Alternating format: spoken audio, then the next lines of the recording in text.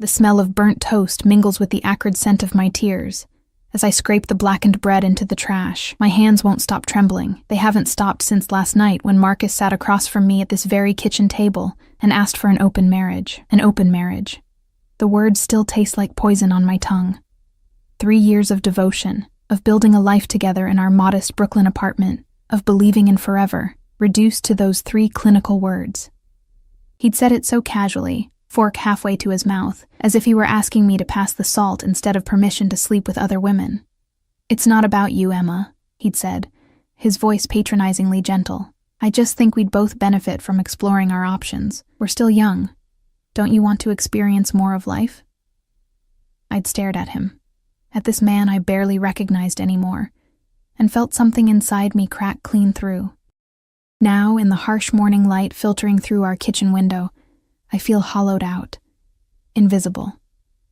Like I could fade into the peeling wallpaper, and no one would notice I was gone. The apartment feels smaller today, suffocating, filled with the ghost of the life I thought I had. My phone buzzes on the counter, a text from my sister Lily, asking if I'm still coming to help with the catering gig tonight. I'd forgotten all about it. She runs a small catering company, and I help out sometimes to earn extra money. Marcus's salary as a mid-level marketing manager barely covers our expenses, and my freelance graphic design work is sporadic at best. "Yes," I type back, my fingers mechanical. "What time?" 6 p.m. "Fancy event at the Meridian. Wear all black." "You're a lifesaver, Em." The Meridian. One of Manhattan's most exclusive private clubs, the kind of place I'd never step foot in if not for carrying trays of champagne and canapes. The kind of place where people like Marcus and I don't belong, except to serve the people who do. I look down at my reflection in the darkened screen of my phone. Dull brown eyes stare back at me, underscored by shadows that makeup can't quite hide. My dark hair hangs limp around my shoulders. 26 years old, and I already look defeated. Marcus is still asleep in our bedroom, or pretending to be. He has the day off, but I know he's avoiding me. Coward. Part of me wants to storm in there and demand answers, demand to know when I stopped being enough.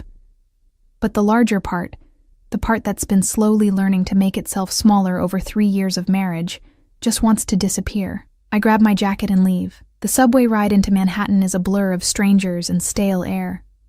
I resurface in Midtown, the afternoon stretching before me like a wasteland. I can't go home, can't face that apartment and all its broken promises, so I walk. Hours dissolve into the rhythm of my footsteps on concrete. I drift through Central Park, past couples holding hands, past families laughing, past everything I thought I'd have by now. The spring air should feel refreshing, but it just makes my chest ache. By the time I arrive at the Meridian at 6, my feet are blistering and my soul feels scraped raw. Lily is already there, her short blonde hair pulled back in a neat bun, directing the team with the efficiency of a general commanding troops. She takes one look at my face and pulls me aside. "What happened?" "Nothing. I'm fine." "Emma, please, Lily. Not now." My voice cracks, betraying me. "I just need to work. I need to not think." She studies me for a long moment, then squeezes my hand. "Okay, but we're talking after this. Come on." They're about to open the doors. The Meridian is even more opulent than I imagined. Crystal chandeliers cast prismatic light across marble floors. The walls are paneled in dark wood that probably cost more than my annual income. Everything gleams with the kind of wealth that whispers rather than shouts. We're serving a private event in the main ballroom, some kind of business dinner, according to Lily. The guests begin arriving at 7, and they're exactly what I expected. Men in suits that cost thousands, women dripping in diamonds, everyone radiating the casual confidence that comes from never having to check their bank account before buying groceries. I fade into the background, becoming invisible again as I circulate with a tray of champagne.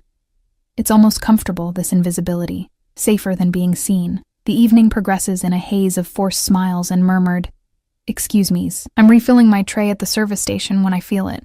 A shift in the atmosphere, like the air pressure has suddenly changed. The casual chatter around me dims slightly, and I glance up. He enters through the main doors flanked by 2 men in dark suits, security, unmistakably. But it's not them that makes my breath catch. He's young, maybe early 30s, and beautiful in a way that feels almost dangerous. dark hair swept back from a face of sharp angles and harder edges. He wears a black suit that fits like it was painted on, and even from across the room, I can sense the authority that radiates from him like heat. Everyone else can sense it too. The crowd doesn't part exactly, but people adjust, creating space for him without consciously realizing they're doing it. He moves through the room with the confidence of someone who's never had to ask for anything. He simply takes, and the world rearranges itself accordingly. I should look away. Return to my tray, to my safe invisibility, but I can't. He's speaking with an older man near the bar, his posture relaxed but alert. One of his security detail stands 3 feet behind him, eyes constantly scanning. The other has positioned himself near the exit. These aren't regular bodyguards. There's something military about their bearing, something that suggests real danger lurks beneath the civilized veneer of this event. "That's Dante Caruso," Lily whispers, suddenly beside me. Oh my God, I didn't know he'd be here. The name means nothing to me, but the way she says it, hushed, almost reverent, suggests it should. Who is he? Lily gives me a look that suggests I've been living under a rock. Seriously?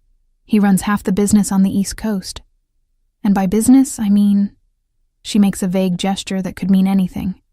His family is old money, but the kind of old money that came from very questionable sources. They're basically New York royalty. If royalty ran protection rackets and owned half the politicians in the city, my stomach tightens. Mafia. She's talking about the Mafia. He's dangerous, Em. Like seriously dangerous. There are rumors about people who crossed his family. They just disappear. But God, he's gorgeous, isn't he? I should feel afraid. Repulsed. I should grab my tray and move to the other side of the room. Instead, I find myself watching him with a fascination I can't quite name. There's something magnetic about the way he commands space, the subtle deference everyone shows him without him having to demand it. He's power personified, and after a lifetime of making myself smaller, of disappearing into Marcus's shadow, there's something almost hypnotic about witnessing that kind of absolute certainty. He laughs at something the older man says, and the sound carries across the room, low, genuine, surprisingly warm. It transforms his face for just a moment, softening those harsh lines into something almost approachable. That's when his eyes find mine. The connection is electric, instantaneous. Across the expanse of the ballroom, through the crowd of Manhattan's elite, Dante Caruso looks directly at me. Not through me, the way people usually do. At me, into me. I freeze, champagne flutes trembling on my tray. His expression doesn't change, but something flickers in those dark eyes. Curiosity, perhaps, or recognition of something I can't name. The moment stretches, elastic and charged, until the older man says something that draws his attention back. I release a breath I didn't know I was holding. "Earth to Emma," Lily hisses. "You're staring. Stop staring at Dante Caruso. That's like staring at the sun. You'll get burned." She's right. I know she's right. I tear my gaze away and force my feet to move, to carry me and my tray of champagne back into the safety of invisibility. But I can still feel the weight of his gaze on my skin, like a brand. The rest of the evening passes in a blur. I keep to the edges of the room, refilling glasses and collecting empty plates, avoiding even the possibility of crossing paths with him again. My heart won't stop racing, and I hate that I can't tell if it's fear or something else entirely. It's nearly 10 when I'm heading back to the kitchen with a tray of empty glasses. The hallway is quieter here, away from the main event. My feet ache, my back aches, and my mind keeps drifting back to Marcus and his casual destruction of our marriage. I'm not paying attention. That's my first mistake. I don't see the server coming from the opposite direction until it's too late. We collide at the intersection of 2 hallways, and suddenly the world is exploding in a cascade of crystal and champagne. Glass shatters against marble with a sound like breaking stars. Gold liquid spreads across the floor in a growing pool, and I'm falling, my foot catching on the edge of the spill, my body tilting inevitably toward the ground and all that broken glass. Strong hands catch me. The grip is firm, steadying, wrapping around my waist and pulling me back from the fall. For a moment I'm suspended in time, held against a solid chest, breathing in a scent that's all expensive cologne and something darker, more primal underneath. Then I'm being set carefully on my feet, those hands lingering just a moment longer than necessary before releasing me. I turn, an apology already forming on my lips. The words die in my throat. Dante Caruso stands less than a foot away, his dark eyes fixed on my face with an intensity that makes my knees weak. Up close, he's even more devastating. All sharp cheekbones and a jaw that could cut glass, with a mouth that's currently curved into the barest hint of a smile. "Careful," he says, his voice low and rough like smoke. "You could have hurt yourself. I can't speak. Can't breathe. Can't do anything but stare up at him like an idiot while my heart tries to hammer its way out of my chest." One of his security guards appears at his elbow. "Sir, we should give us a moment," Dante says, not taking his eyes off me. The guard disappears as if he'd never existed. "I'm sorry," I finally manage, my voice embarrassingly breathless. "I wasn't watching where I was going. I'm so sorry. Are you hurt?" He's already scanning me, checking for injuries with a thoroughness that feels almost clinical. Except there's nothing clinical about the way his gaze lingers on my face, my throat, the rapid pulse that must be visibly racing beneath my skin. "No, I'm fine. You caught me. Thank you." The hallway feels too small suddenly, the air too thin. Behind us, I can hear the other server apologizing profusely, someone else calling for maintenance to clean up the glass, but it all seems very far away, muted, like we exist in a bubble separate from the rest of the world. Dante reaches out, and I freeze as his fingers brush my cheek, the barest whisper of contact. When he pulls back, there's a small shard of glass on his fingertip. "You're bleeding." I touch my face, and my fingers come away with a tiny smear of blood. I hadn't even felt it. "It's nothing," I say quickly. "Really, I should get back to work. Thank you again for... What's your name?" The question stops me mid-step. I shouldn't answer. Every instinct screams at me to apologize again and disappear back into the kitchen, back into my safe, invisible existence. But I'm so tired of being invisible. "Emma," I hear myself say. "Emma Torres." He repeats it slowly, like he's tasting each syllable. "Emma." Something in the way he says my name makes my stomach flip. "I'm Dante." "I know." The words escape before I can stop them, and I immediately want to sink through the floor. I heard someone mention... "I'm sorry, that sounded... It's fine." He's definitely smiling now, a real smile that transforms his entire face. "Do you work for the catering company?" "Sometimes. My sister owns it. I just help out occasionally." "And what do you do when you're not helping your sister?" This is surreal. Dante Caruso, the Dante Caruso, if Lily's reaction was any indication, is standing in a hallway making small talk with me like we're at a coffee shop instead of in one of the most exclusive clubs in Manhattan. Like he isn't surrounded by security. Like I'm not wearing a server's uniform with champagne splashed on my shoes. "Graphic design," I answer, because apparently my mouth has disconnected from my brain. "Freelance, mostly. It's not very exciting." I doubt that. His eyes haven't left mine, and the intensity of his focus is overwhelming. I feel like he can see everything, every broken piece, every insecurity, every secret I've ever kept. "You're too interesting to be unexciting, Emma Torres." Heat floods my cheeks. No one has ever looked at me the way he's looking at me now, like I'm the only person in the entire building, in the entire city. Like I matter. It's intoxicating and terrifying in equal measure. "Mr. Caruso." One of his guards materializes again, his tone apologetic but firm. "Your call." Dante's jaw tightens briefly, frustration, quickly masked. "Right." He looks back at me, and for a moment I think that's it, that this strange encounter is over, and I'll never see him again. Then he reaches into his jacket and produces a business card. Not a regular business card. This one is heavy cardstock, matte black with silver lettering. He produces a pen from somewhere and writes something on the back before offering it to me. "My private number," he says as I take it with trembling fingers. "Call me if you need anything at all." Before I can formulate a response, he's gone, swept away by his security detail and back into the ballroom, leaving me standing alone in the hallway holding a business card that feels like it's burning a hole through my palm. I flip it over. On the front, Caruso Enterprises with a Manhattan address. On the back, in bold, decisive handwriting, a phone number and a single word. Soon. I don't sleep that night. I lie beside Marcus in our bed, though calling it ours feels like a lie now, and stare at the ceiling while he snores softly, oblivious to the fact that his wife's entire world has tilted on its axis. The business card sits in my purse on the nightstand, and I swear I can feel it radiating heat through the leather, calling to me like a siren song, "Call me if you need anything." The words replay in my mind on an endless loop, accompanied by the memory of those dark eyes, that devastating smile, the way his hands had felt wrapped around my waist. Strong, certain, safe. When did Marcus last make me feel safe? The question surfaces unbidden, and I squeeze my eyes shut against the sting of tears. This is insane. I barely know Dante Caruso.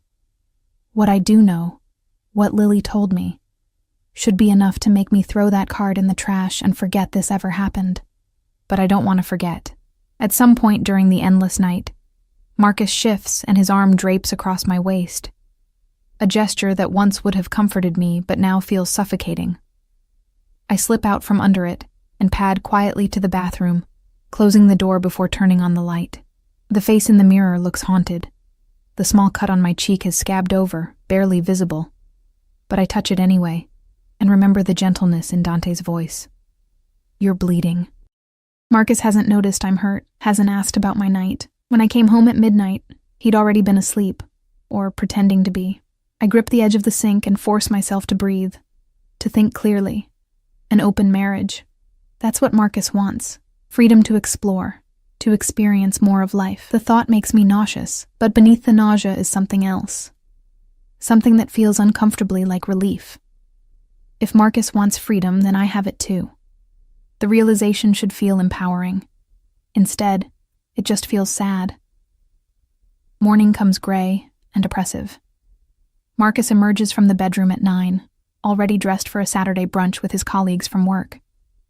He kisses my forehead absently, the gesture so routine it's meaningless.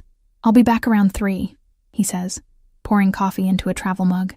"We should probably talk later about the arrangement." The arrangement. As if our marriage is a business deal to be negotiated. "Sure," I hear myself say. "Have fun." He leaves, and the apartment feels bigger without him in it, emptier. I should be upset, should be fighting for my marriage, should be doing something other than retrieving that business card from my purse and staring at it like it holds all the answers to questions I'm afraid to ask. Soon.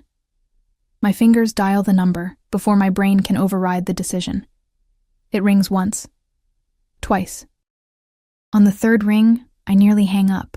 This is crazy. What am I even doing? He probably doesn't remember me. Emma. His voice is even more devastating over the phone, rough and warm and certain. Not a question. A statement. "How did you know it was me? I've been waiting for your call." I can hear the smile in his voice. "Are you all right?" The question catches me off guard. When was the last time someone asked if I was all right and actually wanted to know the answer? "I'm fine." I lie automatically. "No, you're not. It's not accusatory, just factual." "Where are you?" "Home. Brooklyn. Have you eaten?" What? "Breakfast, Emma." "Have you had breakfast?" I look at the congealed oatmeal I'd attempted to make an hour ago, now cold and unappetizing in its bowl. Not really. "There's a cafe called Rosemary's in the West Village. Meet me there in an hour." It's not a request, not exactly. But somehow it doesn't feel like an order either. It feels like an inevitability. Like this moment was always going to happen, and we're both just playing our parts. "Dante, I don't think..." "1 hour, Emma. I'll be waiting." The line goes dead. I should feel manipulated, pushed into something I'm not ready for. Instead, I feel alive for the first time in months, electricity crackling through my veins as I race to the shower. Rosemary's is tucked away on a quiet street in the West Village, the kind of place that looks casual, but whispers money in every detail, from the fresh flowers on each table to the soft jazz playing overhead. I arrive exactly on time, my heart hammering against my ribs, wearing the nicest thing I own that isn't server blacks, a simple navy dress that Lily bought me last Christmas. Dante is already there, seated at a corner table with sightlines to both entrances. He's dressed more casually than last night. Dark jeans and a black Henley that somehow makes him look even more dangerous. But the security guard positioned near the door reminds me exactly who and what he is. He stands when he sees me, and the gesture is so old-fashioned, so unexpected, that I falter mid-step. "You came," he says, pulling out my chair. "You didn't really give me a choice. You always have a choice, Emma." His eyes lock on mine as I sit, and the intensity nearly steals my breath. "You could have blocked my number, could have stayed home, but you're here." He's right, and we both know it. I'm here because some reckless part of me wants to be. Consequences be damned. A waiter appears immediately, the kind of instant service that speaks to either regular patronage or significant influence. Dante orders coffee and something called the Mediterranean omelet without looking at the menu. When the waiter turns to me expectantly, I panic and just nod. "Same for me, please." The waiter disappears, and suddenly it's just us and the weight of everything unspoken hanging in the air between us. "How's your cheek?" Dante asks. My hand automatically rises to touch the small cut. "Fine. It was barely anything. You scared me last night, watching you fall." Something flickers across his face, an emotion I can't quite read. I'm glad I was there. "Me too," I admit quietly. "Thank you." Again. "Stop thanking me." His tone is gentle but firm. "Tell me about yourself instead. The real you, not the polite server version."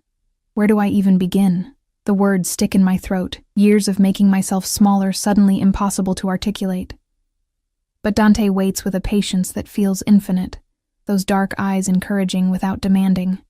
"I'm not very interesting," I start, then stop when he shakes his head. "I've already told you that's not true. Try again." The coffee arrives, buying me a moment. I wrap my hands around the warm mug and force myself to be honest. I'm 26. I've been married for 3 years to a man who asked me 2 days ago for an open marriage. I do freelance graphic design when I can get work, which isn't often enough, so I help my sister cater events to make ends meet. I live in a tiny apartment in Brooklyn that I hate, and I spend most of my time feeling invisible.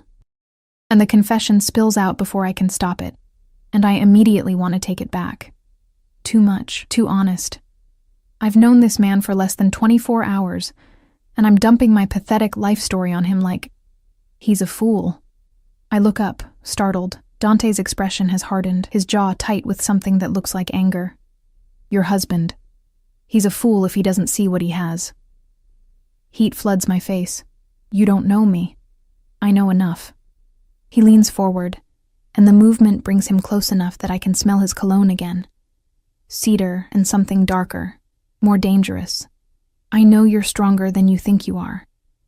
I know you light up a room just by walking into it, even when you're trying to disappear. I know that any man who would risk losing you is either blind or stupid." My throat feels tight. "Why are you doing this? Being kind to you? Interested in me?" The words come out barely above a whisper. "You could have anyone. I gesture vaguely at him, at the security guard, at everything he represents, and I'm nobody.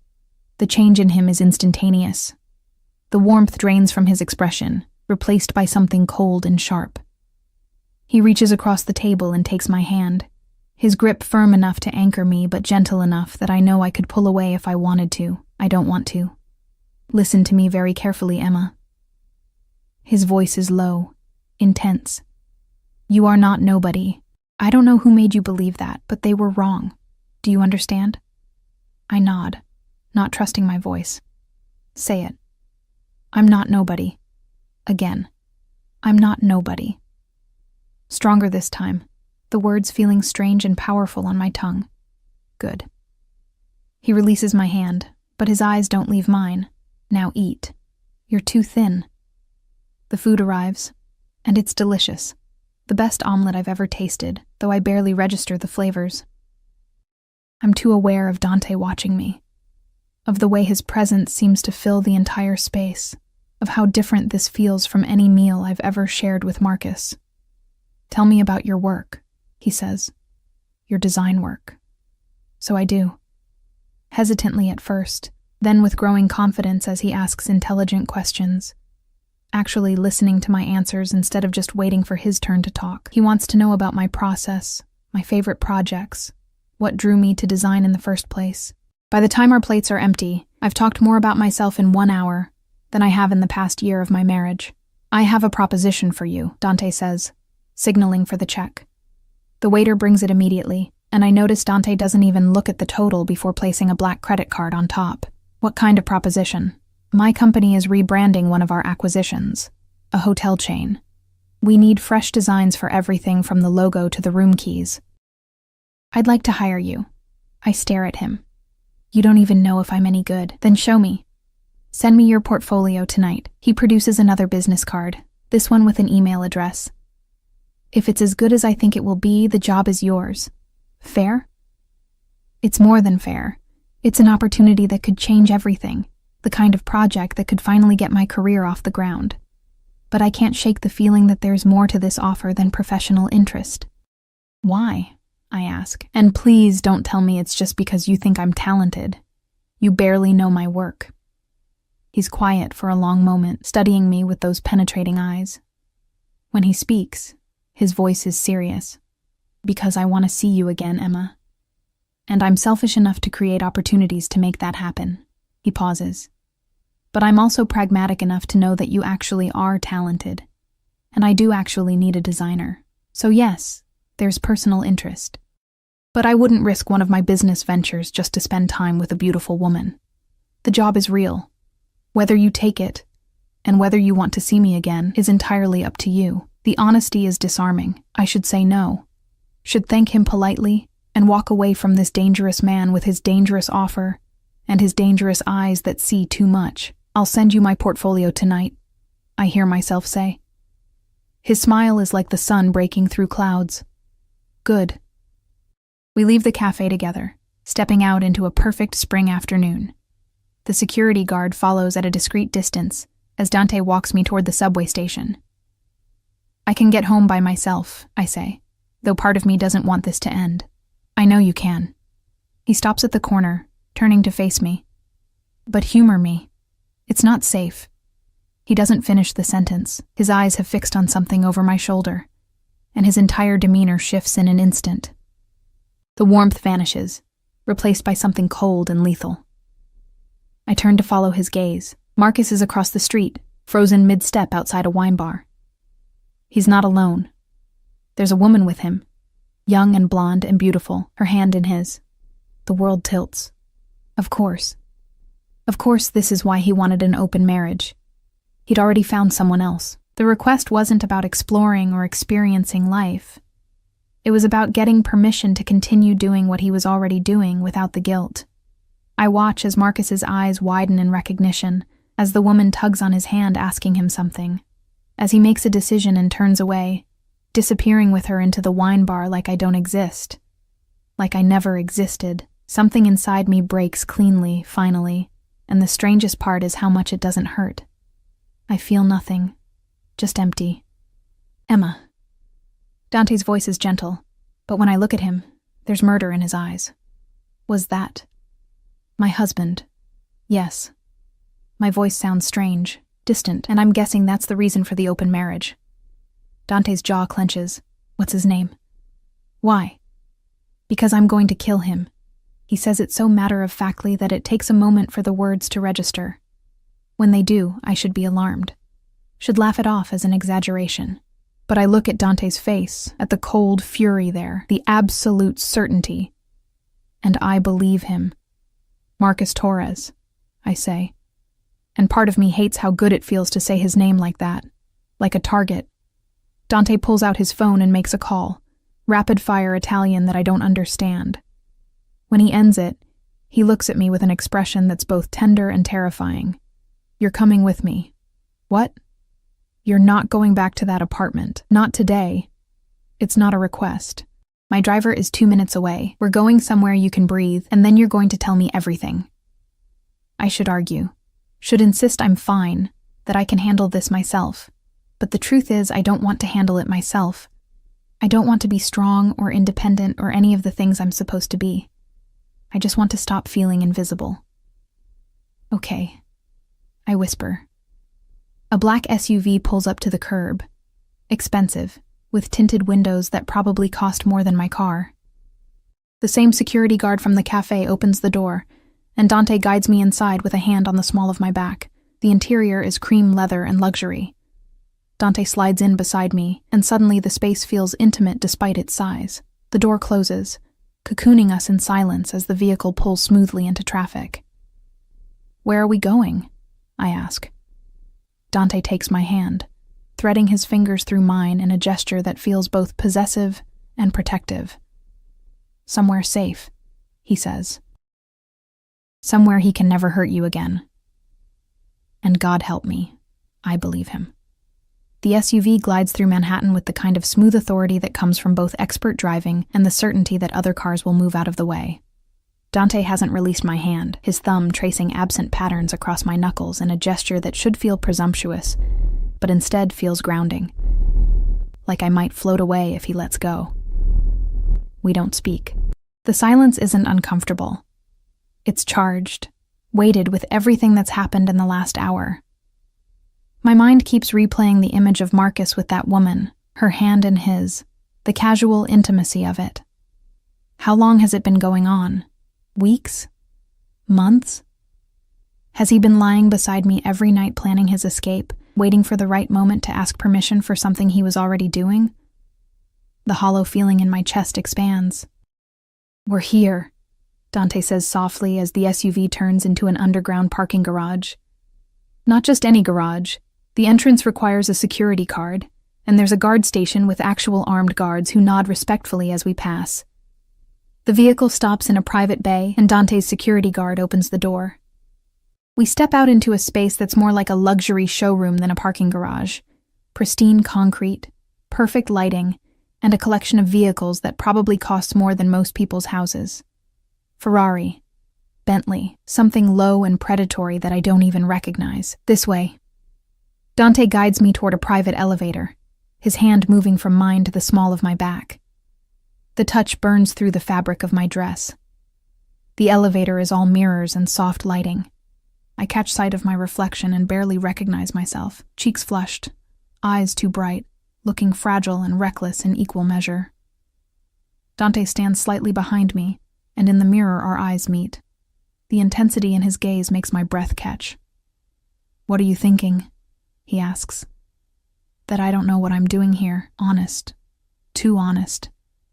That I should probably go home and deal with my life instead of running away with a man I barely know, and yet you're here anyway. And yet I'm here anyway, I echo. The elevator doors open directly into a penthouse apartment, and I step out into a space that steals what's left of my breath. Floor-to-ceiling windows showcase a panoramic view of Central Park and the Manhattan skyline. The afternoon sun streams in, illuminating a living room that's all clean lines and expensive taste. Leather furniture, abstract art, shelves lined with books that actually look read. "This is your home?" I ask, moving toward the windows like a moth to flame. "One of them." Dante sheds his jacket, draping it over a chair. Underneath, the black Henley clings to shoulders that suggest he does more than sit behind a desk. "I have properties in the city, upstate, overseas. But this is where I stay most often. Most often. As if having multiple homes is the most natural thing in the world." I press my palm against the glass, looking down at the city spread below us. From up here, everything looks small, manageable. My problems feel distant, like they belong to someone else. "Wine?" Dante appears beside me with 2 glasses of red, offering one. "Or something stronger." "Wine is good." I take it, grateful for something to do with my hands. He doesn't push me to talk, doesn't demand explanations or emotional confessions. Instead, he simply stands beside me, looking out at the view, giving me space to breathe while somehow making me feel less alone than I have in years. 3 years, I finally say, my voice barely above a whisper. I gave him 3 years. I supported him through his career changes, his insecurities, his bad days. I made myself smaller so he could feel bigger. And the whole time, he was... I can't finish the sentence. Cheating. Dante supplies, his voice hard. The word you're looking for is cheating. He asked for an open marriage first. Even as I say it, I recognize how pathetic it sounds, like that makes it better somehow. Like permission after the fact absolves him. Dante turns to face me fully, setting his wine glass on a nearby table. Emma, look at me. I do. And the fury in his eyes is almost frightening in its intensity. Your husband is a coward and a fool. What he did, what he's doing, has nothing to do with you and everything to do with his own inadequacy. Do you understand that? Intellectually, maybe, but it doesn't feel that way. My throat tightens. It feels like I wasn't enough. Like if I had been prettier, or more interesting, or... Stop. The command in his voice makes me fall silent. You want to know what I see when I look at you? I'm not sure I do, but I nod anyway. Dante steps closer, close enough that I can feel the heat radiating from him. His hand comes up to cup my face, thumb brushing across my cheekbone with devastating gentleness.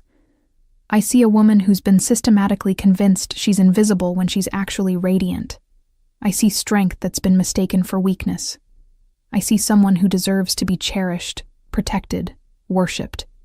And instead she's been taken for granted by a man who doesn't deserve to breathe the same air as her. My heart is hammering so hard I'm certain he can hear it. You don't know me well enough to say that. Don't I? His eyes search mine. I knew from the moment I saw you last night that you were extraordinary. I watched you move through that ballroom like you were apologizing for existing, and all I could think was that someone had broken something beautiful and convinced you that you were the one who was broken. Tears burn behind my eyes. Dante, I wanted to follow you into that kitchen. I wanted to ask your name, to hear your voice, to find out everything about you, and then you literally fell into my arms and I knew. His thumb traces my bottom lip, and I forget how to breathe. I knew you were mine to protect. The possessiveness in those words should alarm me, should send me running. Instead, they ignite something deep in my chest, something that's been dormant for so long I'd forgotten it existed. I'm married, I whisper, even as I lean into his touch. For now. His voice is dark velvet, dangerous promise. But that can be fixed. What are you saying? I'm saying that if you want out of your marriage, I can make it happen. Quietly, quickly. With enough money that you'll never have to worry about anything again. His other hand finds my waist, anchoring me. I'm saying that I want you, Emma. And I'm not a man who denies himself what he wants. This is crazy. This is moving too fast. This is everything I should be running from. A dangerous man with dangerous connections offering dangerous solutions to my problems. But I'm so tired of being careful. So tired of shrinking myself. So tired of being invisible. And what do you want from me in return? My voice is steadier than I feel. Everything. The word is a caress and a threat. Your time, your trust, your presence in my life. I want to give you everything you've been denied. Safety, security, the freedom to be exactly who you are without apology. He pauses, his eyes darkening. And I want you in my bed, Emma. I won't lie about that. I want to show you what it feels like to be desired, to be worshipped the way you deserve. Heat floods through me, pooling low in my belly. No one has ever spoken to me like this. With such raw honesty, such blatant hunger. Marcus's desire for me had always been tepid, obligatory. This is something else entirely.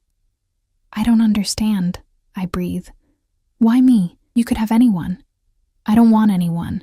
His forehead touches mine, and the intimacy of it is overwhelming. I want you. From the moment I saw you, Emma, and I always get what I want. The kiss happens inevitably, like gravity pulling us together. His mouth claims mine with a hunger that makes my knees buckle, and his arms tighten around me, holding me up, holding me together. I've been kissed before, but never like this. Never with such consuming intensity, such absolute possession. I should push him away, should remember that I'm still technically married, that this is all happening too fast, that I don't know this man beyond his dangerous reputation and devastating eyes. But when Dante kisses me, I don't feel invisible. I feel alive. He breaks away first, breathing hard, his control visibly fraying at the edges. Emma, We need to slow down. Why? The word escapes before I can stop it, surprising us both. Because I'm trying to be honorable here. His laugh is rough, pained. And it's taking every ounce of self-control I possess not to carry you into my bedroom right now and make you forget your own name. The image his words conjure makes my entire body flush with heat. Maybe I want to forget. Not like this. He steps back, putting necessary distance between us, running a hand through his hair in frustration. Not while you're hurting and vulnerable. Not while you're technically still his wife. The possessive fury that crosses his face at those last words is almost frightening. When I take you to bed, Emma, and make no mistake I will, it will be because you're mine completely. No legal ties to another man. No question of whether you want this, whether you want me. The certainty in his voice sends shivers down my spine. Not if. When. My phone buzzes in my purse, shattering the moment. I pull it out with shaking hands. 3 missed calls from Marcus, 5 text messages. Where are you? Emma, answer your phone. We need to talk. I saw you in the village. Who was that man? Answer me. The final text is from 10 minutes ago, and the capitals speak to an anger he has no right to feel. I stare at the screen, and something inside me shifts. Hardens. He saw us, I say, showing Dante the phone. And now he's demanding answers. Dante reads the messages, his expression going cold. Give me your phone. What? Why? Because I'm going to handle this. At my hesitation, he adds, Trust me, Emma. Let me protect you. There's that word again. Protect. As if I'm something precious, something worth defending. The novelty of it makes my chest ache. I hand him the phone. Dante's fingers fly across the screen, typing out a response I can't see. When he's done, he shows it to me before hitting send. I'm done. I'll be back tomorrow for my things. Don't contact me again tonight. My breath catches. Dante, that's exactly what he deserves. He sends the message before I can protest. You're staying here tonight. My guest room is yours. Tomorrow we'll go to your apartment with my security and collect your belongings. You'll never have to face him alone again. I can't just... Yes, you can. He cups my face again, forcing me to meet his eyes. You can walk away from a man who doesn't value you. You can choose yourself for once. You can let me help you. Tears finally spill over, running hot down my cheeks. Why are you doing this? Because someone should have done it a long time ago. He wipes away my tears with his thumbs, his touch unbearably gentle. Because you deserve better, and because I'm selfish enough to want to be the one who gives it to you. My phone buzzes again, Marcus calling. Dante silences it without looking and sets it face down on a table. He doesn't get to upset you anymore, he says firmly. Not while you're under my protection. Under my protection. The phrase should feel suffocating, controlling. Instead, it feels like the first full breath I've taken in years. I don't know how to do this, I admit. How to just leave. You don't have to know. That's what I'm here for. He takes my hand, threading our fingers together again. Come on. Let me show you where you'll sleep tonight. Then we'll order dinner, and you can tell me everything, or nothing. Whatever you need. He leads me through the penthouse to a guest room that's larger than my entire apartment. The bed is massive, covered in what looks like Egyptian cotton.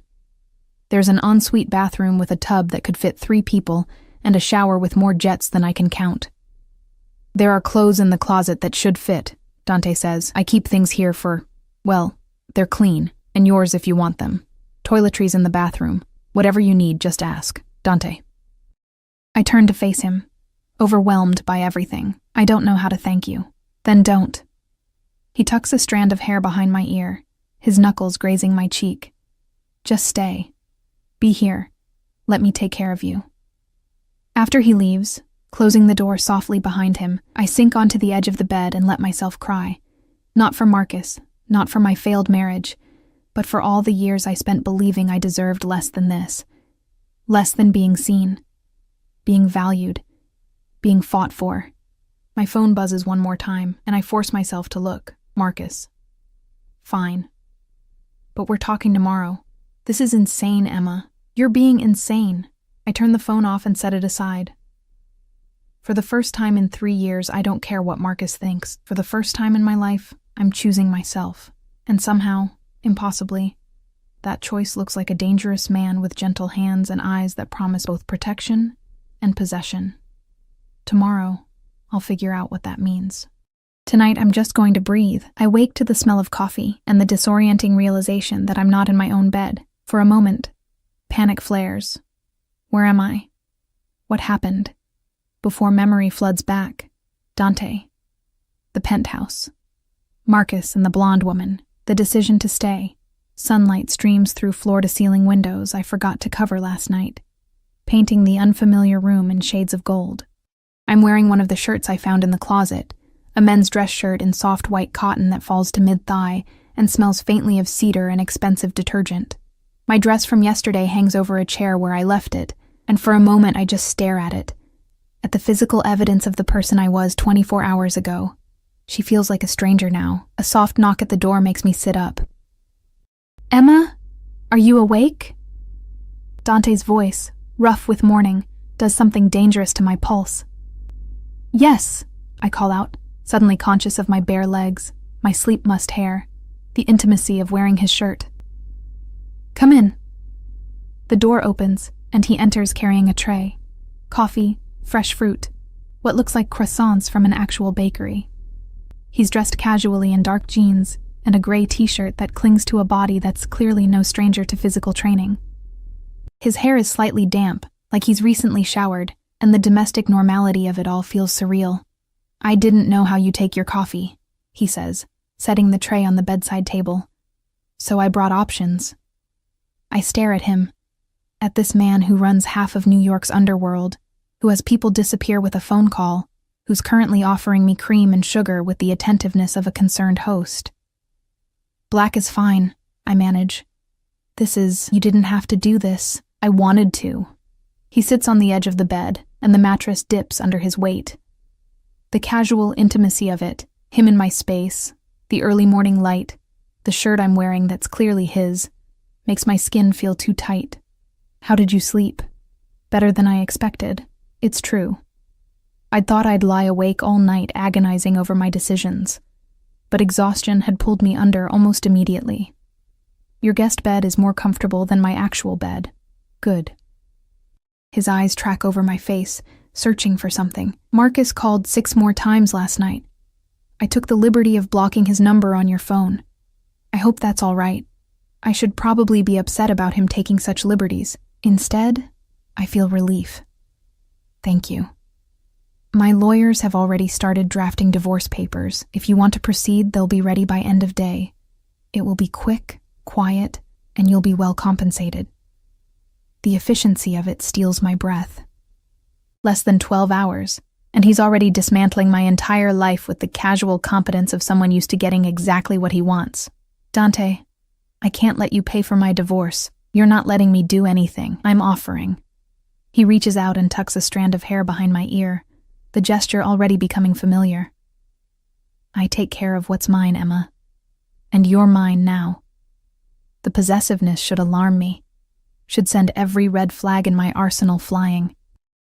But there's something intoxicating about being claimed so absolutely, about being someone's priority after years of being an afterthought. "I barely know you," I whisper, but it sounds weak even to my own ears.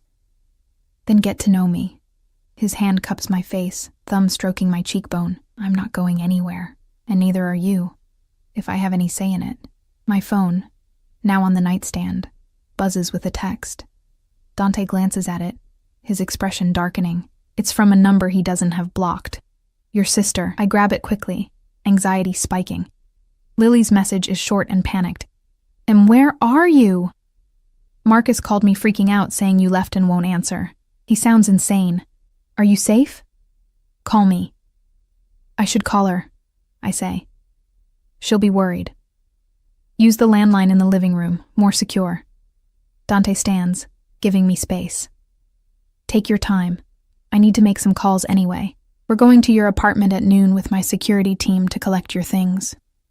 After he leaves, I wrap myself in a plush robe I find in the bathroom and pad out to the living room. The penthouse looks different in daylight. Still luxurious, but somehow more lived in. There are books stacked on tables, a laptop open on the desk, framed photographs I didn't notice last night. I pick up the landline and dial Lily's number. She answers on the first ring. Emma. Oh my God, where are you? Marcus called me at midnight saying you'd run off with some man, and I'm fine, Lily, I'm safe. Safe where? With who? Marcus said he saw you with someone in the village, and then you sent him some cryptic text about leaving. I'm leaving him. Saying it out loud makes it real. Marcus has been cheating on me. That open marriage request? He already had someone else. I saw them together yesterday. The silence on the other end stretches for 3 heartbeats. That absolute piece of shit. Lily's voice shakes with fury. I'm going to kill him. Where is he? I'm going to... Lily, breathe. I'm handling it. By running off with a stranger? I glance toward the hallway where I can hear Dante's voice, low and commanding, speaking in rapid Italian. He's not exactly a stranger. It's complicated. Emma. My sister's voice shifts from angry to concerned. Please tell me you're not with Dante Caruso. My silence is answer enough. Oh my God. Oh my God, Em, do you have any idea how dangerous? He's been nothing but kind to me, I interrupt. More kind than Marcus ever was. He's helping me, Lily. With the divorce, with everything. Helping you. She doesn't sound convinced. Emma, men like Dante Caruso don't help people out of the goodness of their hearts. What does he want in return? The question echoes my own fears, but I push them aside. He wants me. That's what I'm afraid of. Lily sighs heavily. Look, I'm not going to tell you what to do. You're an adult, but please, please be careful. These people, they're not like us. They play by different rules. Maybe I'm tired of the rules I've been playing by. My voice is stronger than I feel. Maybe I deserve something more. You do deserve more. I just don't want you to get hurt. Too late for that. Marcus already took care of the hurting part. I close my eyes against the sting of tears. Dante is just... He sees me, Lily, really sees me. When was the last time anyone did that? The silence that follows is heavy with things unsaid. Okay, she finally says. Okay. Just promise me you'll be smart about this. And call me. Every day. So I know you're all right. I promise. After we hang up, I stand there for a long moment, staring out at Central Park spread below like a green oasis in the concrete jungle. From up here, the whole world looks different. Smaller, more manageable. Everything all right? Dante's voice comes from behind me. I turn to find him leaning against the doorframe, watching me with those intense dark eyes that seem to see straight through every defense I've ever built. My sister thinks I'm making a mistake. Are you? He pushes off the doorframe and walks toward me with the predatory grace of a big cat, having second thoughts. I don't know what I'm having. Honest. Raw. This is all happening so fast. Yesterday morning I was in my kitchen burning toast and trying to process that my husband wanted permission to sleep with other people. Now I'm standing in a penthouse I could never afford, wearing your shirt, planning to divorce him with lawyers I've never met. If it's too much, we can slow down. But even as he says it, his hands find my waist, pulling me closer. Though I should warn you, I'm not particularly good at slow when I want something. And you want me. Desperately. The word is a caress and a confession. His forehead touches mine, and I can feel his breath warm against my lips.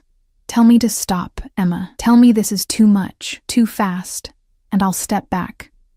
I'll still help you with the divorce, still give you space to figure out what you want, but you have to tell me now, because my self-control where you're concerned is hanging by a thread.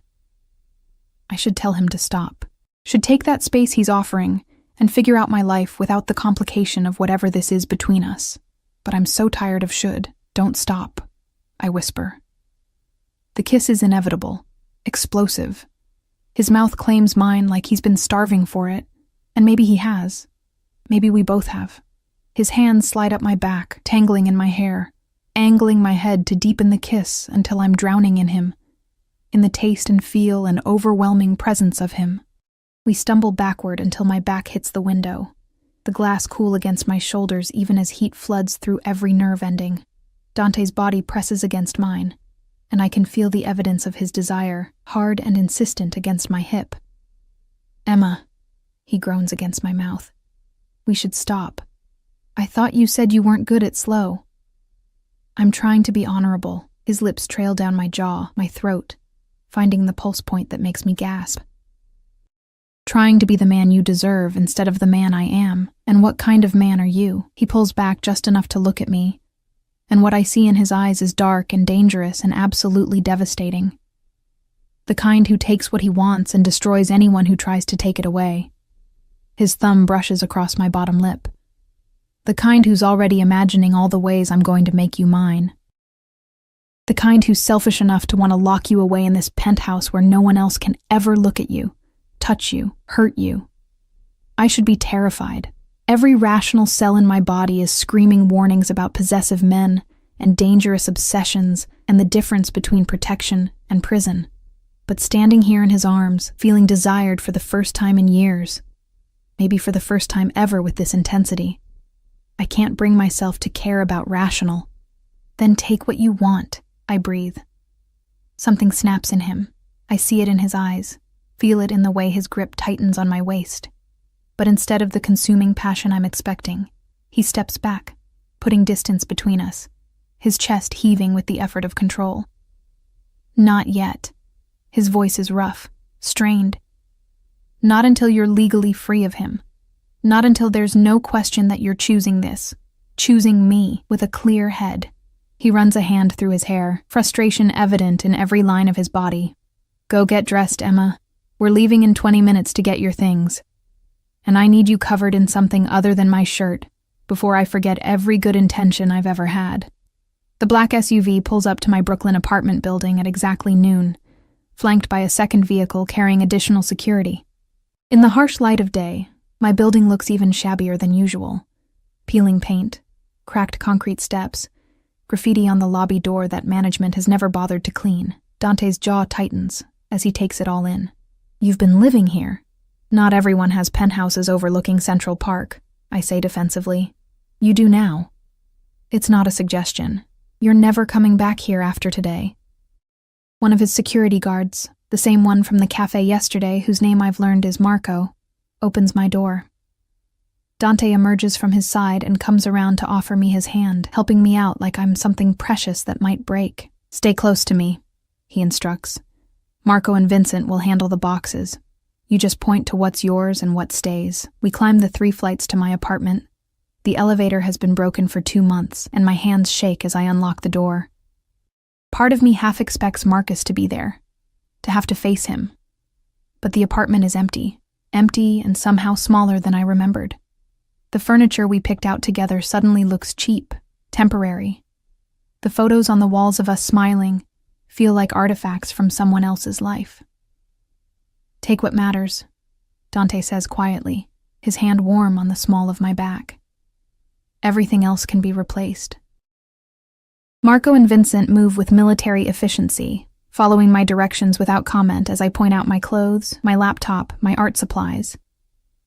Dante stays close, a silent presence that somehow makes this easier. When I pause in front of my bedroom, he seems to sense my hesitation. I'll go in with you, he offers. The room looks untouched, bed made, Marcus's side table still cluttered with his things. My nightstand holds a photo of us from our wedding day. We look so young, so hopeful. I pick it up, studying the woman in the white dress who thought she knew what forever meant. Leave it, Dante says. That's not who you are anymore. He's right. I set the frame face down and turn away. I'm packing the last of my things from the bathroom when I hear the front door open. My blood runs cold. Marcus's voice carries down the hallway. Emma? You're actually here? We need to talk about this insanity. He stops dead when he rounds the corner and finds Dante standing in our living room, Marco and Vincent flanking him like sentries. The temperature in the room drops 10 degrees. Who the hell are you? Marcus demands, but his voice wavers. He's not stupid. He can see the security, the expensive suits, the air of barely controlled violence that surrounds Dante like an aura. I'm the man taking her away from you. Dante's voice is conversational, almost pleasant, but there's steel underneath. You must be the husband. This is my apartment. Not anymore. Dante pulls a document from his jacket pocket. My lawyers have already filed divorce papers on Emma's behalf. You'll be served officially within the hour. The apartment is yours. She doesn't want it. Her belongings are being removed as we speak. And if you ever contact her again, ever make her feel unsafe or uncomfortable or anything less than completely at peace. He steps closer to Marcus, who actually backs up. Well, let's just say that would be very unwise. Marcus's face flushes red. You can't just... Emma, what the hell is this? You leave me for this thug? I saw you with him yesterday. I knew something was... Don't. I emerge from the hallway, and my voice is steadier than I've ever heard it. Don't you dare try to make this about me leaving you. You left our marriage the moment you started sleeping with her.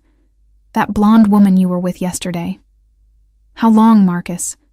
How long have you been cheating? His jaw works. That's not... Don't lie. Dante's voice cuts through Marcus's stammering. I had someone look into you last night. Jessica Hartwell, 24, works at your office. You've been seeing her for 8 months. The open marriage request wasn't about exploration. It was about getting retroactive permission for what you'd already been doing. Marcus goes pale. You investigated me? Who the fuck do you think you are? I'm the man who's going to make your life very difficult if you don't sign those divorce papers and walk away quietly. Dante's smile is all teeth. No warmth. I'm also the man who knows about the $15,000 you've been siphoning from your company's expense account. Interesting gambling problem you've developed. The blood drains from Marcus's face completely. How did you... I know everything worth knowing. Dante's voice drops lower, more dangerous. And I have evidence of all of it. So here's what's going to happen. You're going to sign the papers. You're going to give Emma an uncontested divorce with no demands, no drama, no attempts to claim any of her future assets. You're going to disappear from her life so completely that you'll barely remember being married. And in return, I won't hand over what I know about your embezzlement to your employers or the authorities.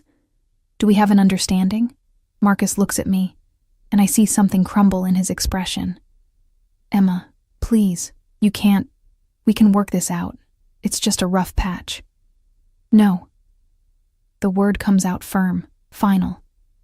We're done, Marcus. We've been done for a long time. I just didn't want to admit it. But where will you go? What will you...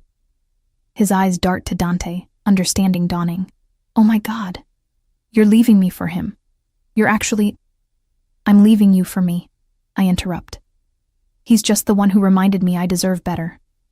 Dante's hand finds mine, fingers interlacing, the gesture both protective and possessive.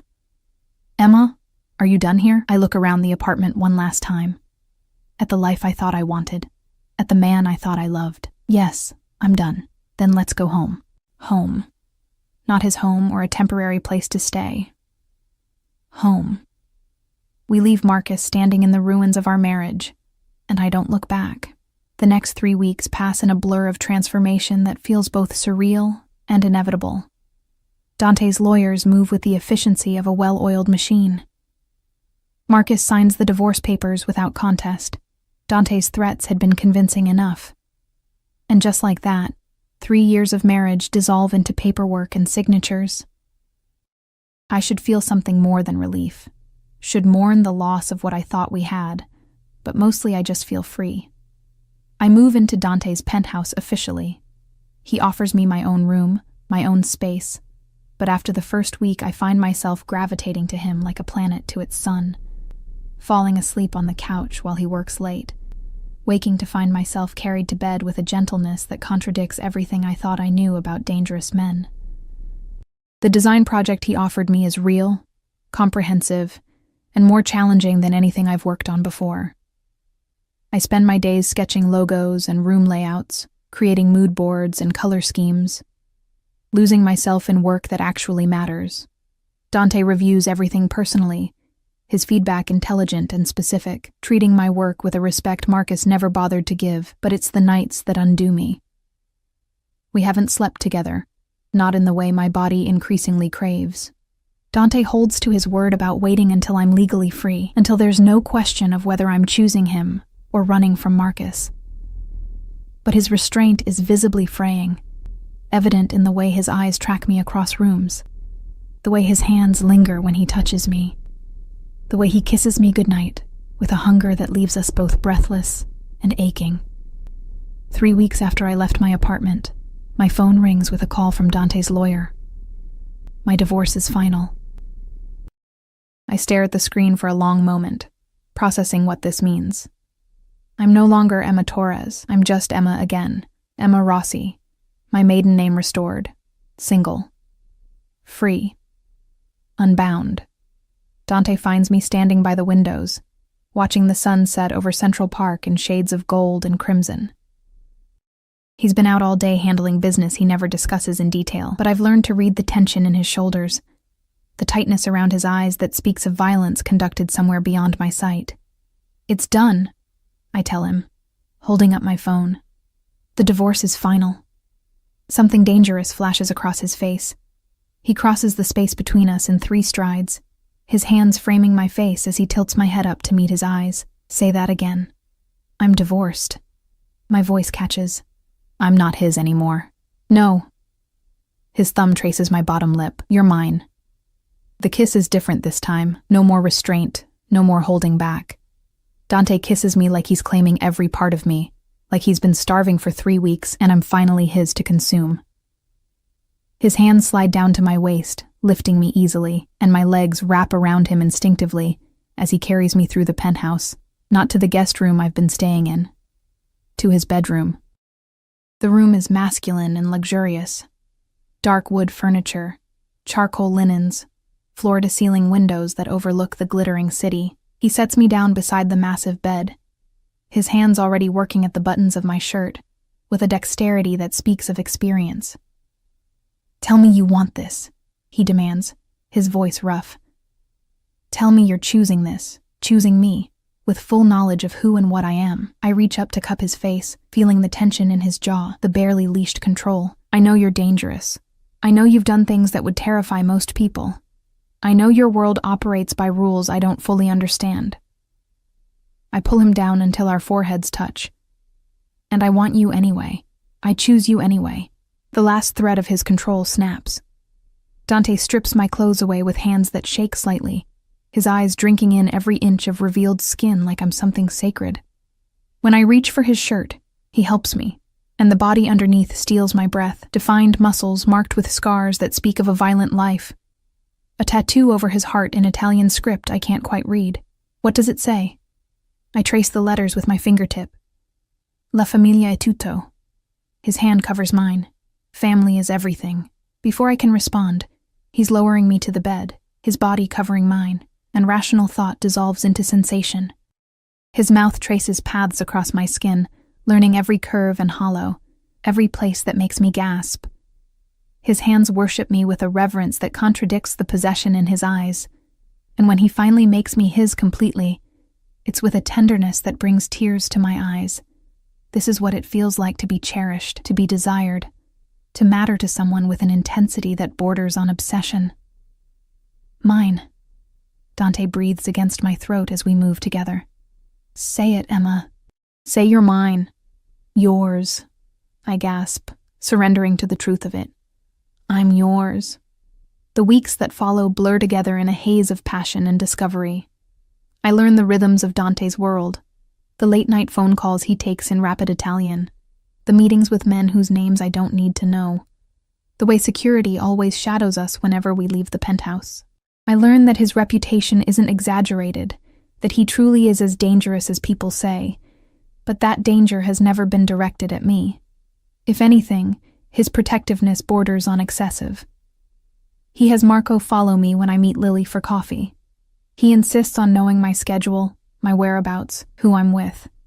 It should feel suffocating, but after years of being invisible to Marcus, there's something intoxicating about being someone's complete focus.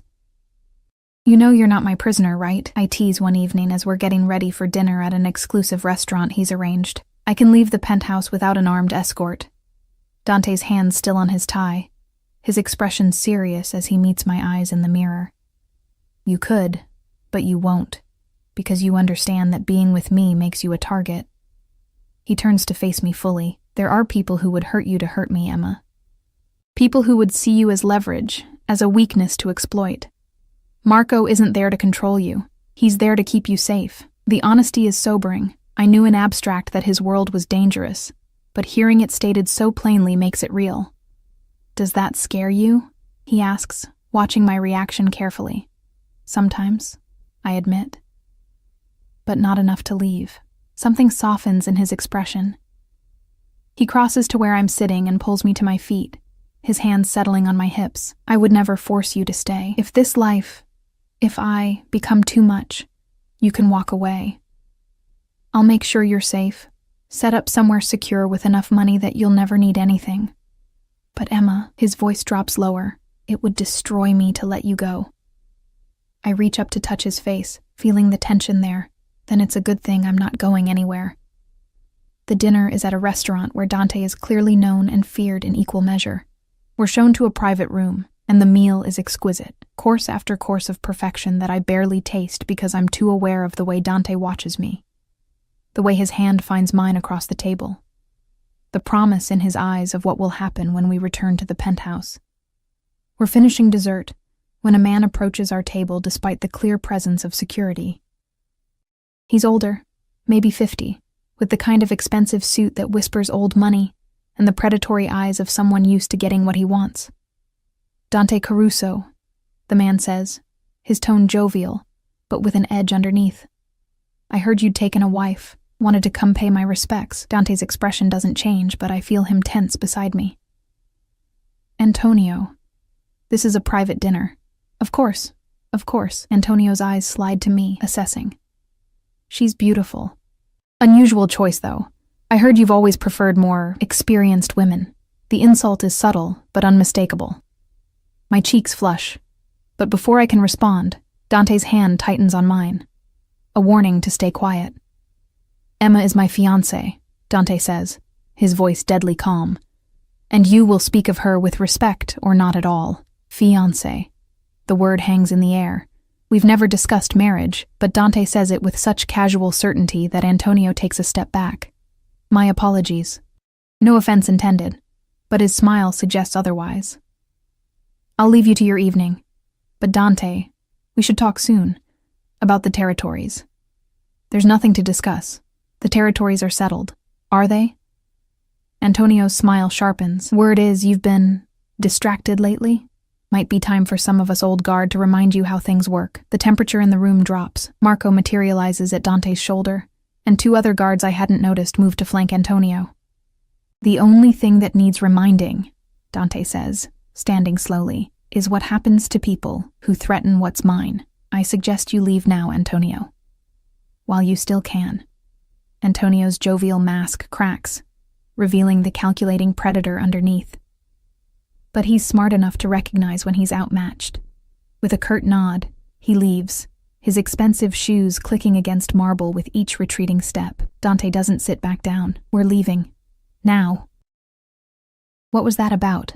I ask as Marco ushers us out through a back entrance. Nothing for you to worry about. But the tightness in his jaw suggests otherwise. The ride back to the penthouse is tense, silent. Dante makes 3 phone calls in rapid Italian, his voice clipped and authoritative. When we arrive, he's out of the car before it fully stops, barking orders at security I don't understand. I follow him into the penthouse, my concern growing. Dante, talk to me. What's happening? He rounds on me, and for the first time, I see real fear in his eyes. Antonio Rossi. He runs operations in Brooklyn and Queens. We've had an uneasy truce for years, but he's been looking for an excuse to expand into my territories. And now? He runs a hand through his hair. Now he knows you exist, knows you matter to me, understanding Dawn's cold and terrible. You think he'll come after me. I know he will. Dante crosses to me, taking my shoulders. This is what I was afraid of, Emma. This is why I tried to wait, tried to give you time to understand what being with me means, but I was selfish. I wanted you too much to let you go, and now you're in danger because of me. Then protect me. I place my hands over his. Isn't that what you've been doing all along? Isn't that what you promised? It's not enough. His voice cracks. What if something happens? What if I can't? I kiss him. silencing the spiral of fear. When I pull back, his eyes are dark with emotion. You want to protect me? Then teach me how to protect myself. Let me be part of this instead of some fragile thing you have to shelter. I hold his gaze. I'm stronger than you think, Dante. Strong enough to stand beside you, not just behind you. Something shifts in his expression. Surprise, respect, and that familiar possessive hunger. You're remarkable, do you know that? I'm learning. I smile. You're a good teacher. The next month is a crash course in Dante's world. He teaches me to shoot at a private range, his hands steadying mine as I learn to handle a weapon I never thought I'd need. He introduces me to his inner circle, men whose loyalty to him is absolute, and whose respect I earn slowly through actions rather than words. He shows me the legitimate businesses that front his operations, the charities he supports, the complex web of power and influence he's built. And I learn that being Dante Caruso's woman means being both protected and tested, sheltered and challenged, cherished and claimed with an intensity that would suffocate someone weaker. But I'm not weak anymore. The threat from Antonio Rossi escalates gradually. First, its attempted incursions into Dante's territories shut down before they can take root. Then, its subtle threats, messages passed through intermediaries, pressure applied to shared business interests. Dante handles each challenge with cold efficiency, but the tension takes its toll. It comes to a head on a Saturday night, 2 months after my divorce is finalized. We're at the penthouse, Dante in his office handling business, me in the living room working on final designs for the hotel project. Marco is on duty, as always, and there are 2 additional guards in the building. I don't hear the initial breach, don't know anything is wrong until Marco appears in the doorway, his expression grim. Mrs. Caruso, he uses the name even though we're not married yet, a formality Dante's people have adopted. You need to come with me. Now. The urgency in his tone makes my blood run cold. What's happening? We have a situation. Dante's orders are to get you to the safe room immediately. A safe room. I didn't even know there was a safe room. Marco leads me quickly down a hallway I thought ended in a closet. He presses his palm against what looks like a regular wall panel, and a section swings open, revealing a reinforced steel door with a biometric lock. He uses his thumb, and it opens into a small room lined with monitors, supplies, and what I recognize with a chill as weapons. Stay here, Marco instructs. Don't open this door for anyone but me or Dante. There's a phone on the desk. Red button is direct to Dante, understand? Marco, what's happening? Antonio Rossi is making his move. It's going to get loud, but you're safe here. Trust me. He closes the door, and I hear the locks engage with a series of heavy clicks. The monitors show various angles of the penthouse and the building. I watch as men I don't recognize enter through what must be service entrances, moving with military precision, armed, dangerous, and outnumbered, because Dante's security is everywhere, appearing from positions I didn't know existed. What follows is brutal and efficient. A firefight in the hallways, in the stairwells, nowhere near my safe room, but terrifying all the same. I grab the phone with shaking hands and press the red button. Dante answers on the first ring. Emma, are you safe? I'm in the safe room. Marco brought me here. Dante, what's... I know. Stay there. Don't leave until I come for you myself. Gunfire echoes in the background of his call. I love you, Emma. Do you hear me?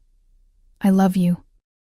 He's never said those words before. The fact that he's saying them now, with violence erupting around him, makes my chest constrict with fear. I love you too, I manage. Be safe, please. The line goes dead. The wait is endless. I watch the monitors as Dante's men systematically eliminate the threat, as bodies fall and are dragged away, as the pristine penthouse becomes a war zone. I see glimpses of Dante himself, moving with lethal grace, his weapon an extension of his body, protecting his territory with the cold efficiency of someone who's done this before. Finally, silence. The monitors show Dante's men securing the perimeter, checking bodies, resetting defenses, and then Dante himself appears at the safe room door, his knuckles bleeding, his shirt torn, his eyes wild until they find me on the monitor. The locks disengage. The door opens. Emma. He's across the room in 2 strides, pulling me into his arms with a desperation that steals my breath. You're all right. You're safe. What about Antonio? My voice is muffled against his chest. Being handled. The coldness in his tone tells me everything I need to know. He made the mistake of threatening what's mine. That mistake will be his last. I should be horrified, should be traumatized by the violence I just witnessed on the monitors. Instead, I just hold him tighter, grateful that he's alive, that we're both alive. Marry me, Dante says suddenly. I pull back to look at him. What? Marry me, Emma. Not because I'm trying to trap you or possess you or any of the things you might be thinking. His hands cup my face. Marry me because I love you. Because I want the world to know you're mine and I'm yours. Because I want to build a life with you. A real life. Not just this half-existence of threats and fear. A real life? I laugh shakily. Dante, I just watched your penthouse turn into a battlefield. And it will never happen again. His voice is steel. After tonight, everyone will know that touching you means death. No one will be stupid enough to try. He kisses me softly, tenderly. Say yes, Emma. Choose me. Choose this life. Choose us. I promise I'll spend every day making you happy you did. I think about the woman I was 3 months ago. Invisible, diminished, accepting crumbs of affection from a man who didn't value her.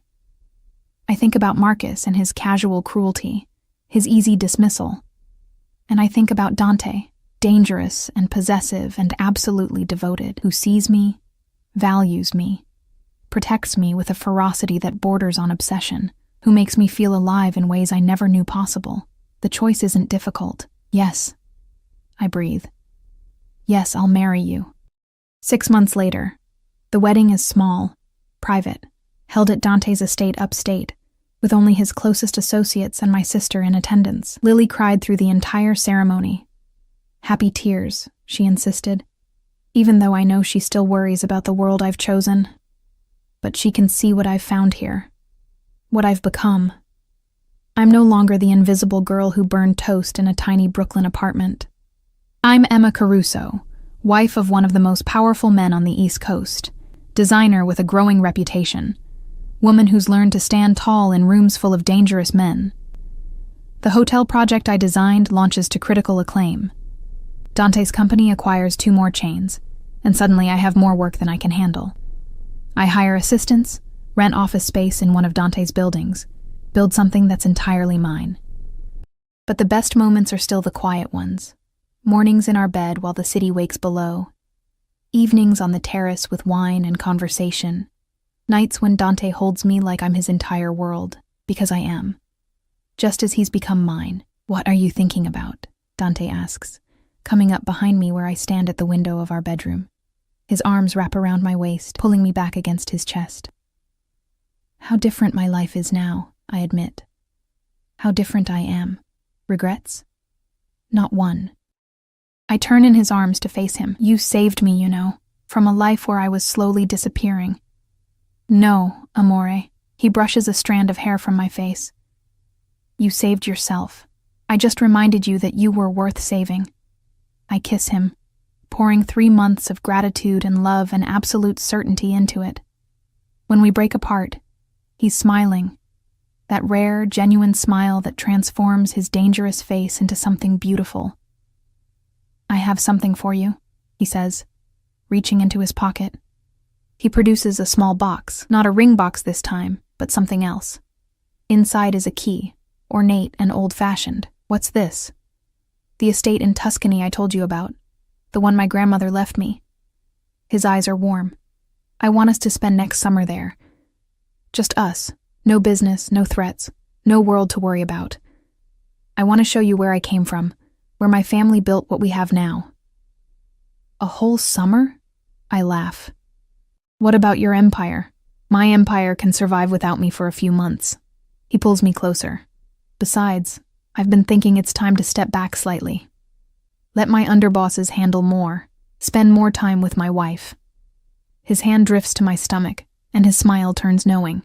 Especially since in about 7 months, we're going to need to make room for someone else. The world tilts. How did you... I just found out this morning. I was going to tell you tonight. I always know, Emma. He kisses me softly. I know everything about you, every thought, every dream, every fear. His hand splays protectively over my stomach. And now every life we create together. Tears sting my eyes, happy tears this time. You're going to be a father, and you're going to be an extraordinary mother. His voice is thick with emotion. Our daughter, what makes you think it's a girl? Just a feeling. He grins. And I'm usually right about these things. I laugh, letting him hold me as the sun sets over our city, painting everything in shades of gold. Somewhere below, the world continues its chaos, threats and violence and all the darkness that comes with a life Dante leads. But here, in this moment, there's only light, only love, only the absolute certainty that I made the right choice, not just in leaving Marcus, but in choosing to be seen, in choosing to matter, in choosing a dangerous man with gentle hands who taught me that being possessed and protected isn't the same as being imprisoned. It's being cherished. I love you. I whisper against his chest. I love you more. He tilts my face up to his, my Emma, my wife, my everything. And in his eyes I see my reflection. No longer invisible, no longer diminished. Just whole. Finally, completely, devastatingly whole.